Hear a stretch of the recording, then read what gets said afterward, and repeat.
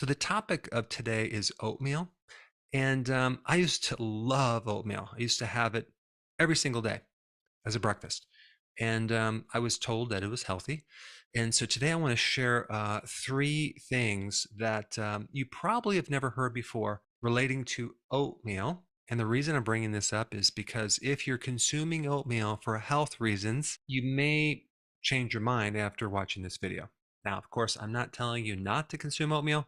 I just want to give you some additional information to think with that is not necessarily easy to find when you type oatmeal on the internet. And I'm not going to even cover what you probably already know, the sugary type of oatmeal in these little packets, this instant oatmeal, tons of sugar.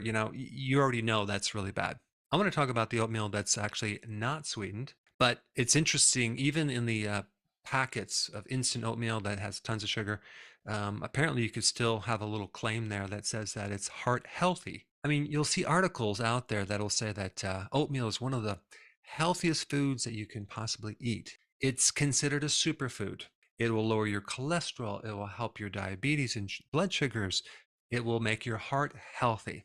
So the first thing I want to dive into, I'm going to put a bunch of studies down below so you can verify what I'm saying is true, is some studies done on oatmeal in relationship to blood sugars and insulin, as well as cholesterol. Now, when you read these studies, it does definitely say that there's a significant improvement in cholesterol, as well as blood sugars. Okay, both. And that's pretty exciting. I mean, like, wow, because if something is cholesterol friendly or it's blood sugar friendly, then, sign me up. But if you actually read the studies, it will say there's a significant decrease in cholesterol and blood glucose compared to the control. Now, what does this mean compared to a control? What is that all about? Well, you're comparing it to something else, right? And that comparison is white bread. That's right, white bread.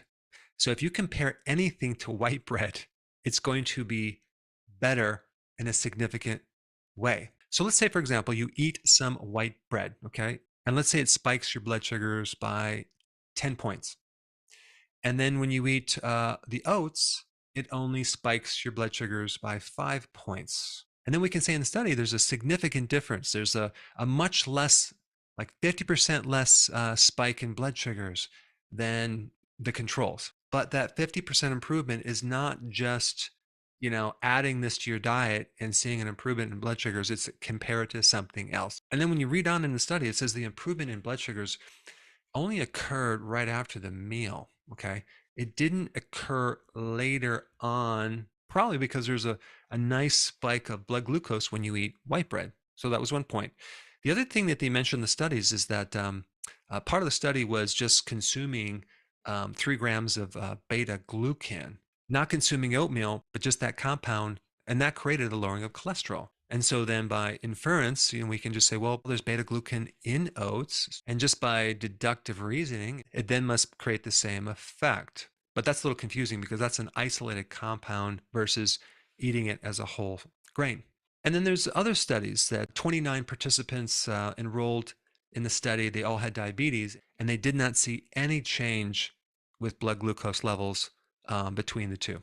So when we talk about the benefit, there's only certain studies they're talking about. And so when they quote it's heart healthy, they're kind of cherry picking certain parts of studies and not giving you the full understanding of what it really is going to do to your cholesterol levels or blood sugars. In fact, the best thing I think you should do is just start testing your blood sugars when you consume it and then not consume it. And then you'll know for yourself. But also, I could not find any of these studies involving the instant oatmeal with all the added sugar. Okay, somehow those studies are really hard to find in relationship to them improving your blood glucose levels or insulin levels or cholesterol levels. The next topic is gluten-free, right? Because we all know that oats are gluten-free. Well, apparently they do have a type of gluten. It's called avenin, okay? And this protein has been known to increase cytokines, which are like an inflammatory response in your body. But here's the catch-22. It's delayed.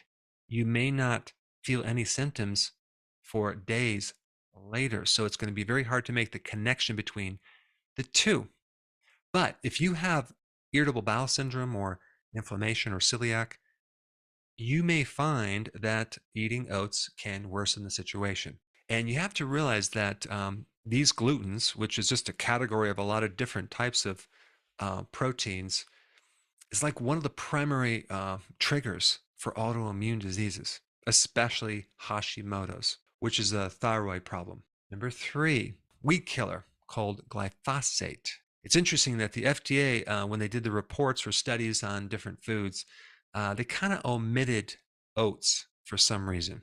But we don't have to worry about that because Monsanto did their own studies, and that was the creator of glyphosate, and they said that it's completely safe. So we don't really have to worry about that. But of course, the World Health Organization did say that glyphosate is a carcinogen, and there was a lawsuit that was won in court by someone being exposed to glyphosate and winning millions of dollars because they developed cancer, and the type of cancer it apparently increases the risk for is called non-Hodgkin's lymphoma. But another organization called EWG, which I'll put a link down below, when they found traces of glyphosate, weed killer, in over 95% of samples of oat products. And it's not that this oat is genetically modified. They use glyphosate as a pre-harvest drying agent because it can kill the plant really quick and dry it up. And that's what they use, not only in oats, but in wheat. I mean, this kind of goes beyond the genetically modified foods like in the corn, the soy, canola, that type of thing. So anyway, if you do have oats, of course, steel cut would be much better than the processed instant oats. And if you're going to eat it, make sure it's organic, okay? Unless you want some weed killer in there. But you may also want to try something. You might want to just skip your breakfast altogether and do intermittent fasting. You'll probably be shocked to find out how good you actually feel by not doing a breakfast in general. But that being said, if you want to do a breakfast, I think eggs would be a much better choice. Now, since we're on the topic of breakfast, if you have not seen my video on how to transition out of doing a breakfast and the benefits, I put that video up right here. Check it out. Before you go real quick, I have a course entitled How to Bulletproof Your Immune System. It's a free course. I want you to take it. And here's why. Here's you. Here is your environment. Everyone is focused on this over here, avoiding your environment.